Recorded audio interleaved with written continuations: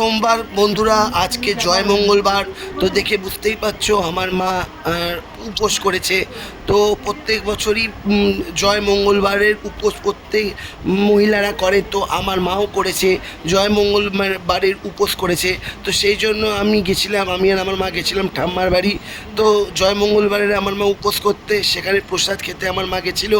আর এই হচ্ছে আমার ঠাম্মা, তিনি প্রত্যেক দিন দুপুরবেলায় শান বাংলায় লাখ টাকার লক্ষ্মী লাভ সিরিয়ালটা দেখে। তোমরা কে কে দেখো কমেন্টে অবশ্যই করো। তারপরে এই দেখো আমার মা দইয়ের সাথে চিড়ে, তারপর ফল, এইগুলো সব মানে খাবে। এটাই খাওয়ার একটা নিয়ম আছে। এই প্রসাদ খেতে গিয়ে, জয় মঙ্গলবার করতে গিয়ে, এই প্রসাদ খেতে গিয়ে কোনো কথা বলতে নেই, মানে কথা না বলেই খেতে হয়, নাহলে প্রসাদ গ্রহণটা ঠিকমতো হয় না।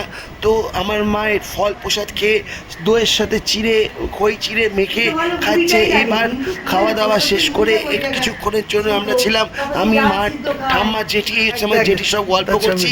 আর এই হচ্ছে আমার ভাইয়ের ছেলে, এর নাম হচ্ছে সোহান, আর ডাক নামটা হচ্ছে ঋষিরাজ। তো সব কিছুক্ষণ গল্প করার পর আমাদের জন্য, আমার মায়ের জন্য চা চলে এলো। তো একটুখানি চা খেলাম, বিকেলবেলাটা চা খেয়ে কাটালাম। চা খাওয়ার পর আমরা আস্তে আস্তে বাড়ি যাওয়ার পথের উদ্দেশ্যে রওনা হলো। এই আমার ভাগনাটা মানে চা খেতে শিখে গেছে ওইটুকুনি বয়সে।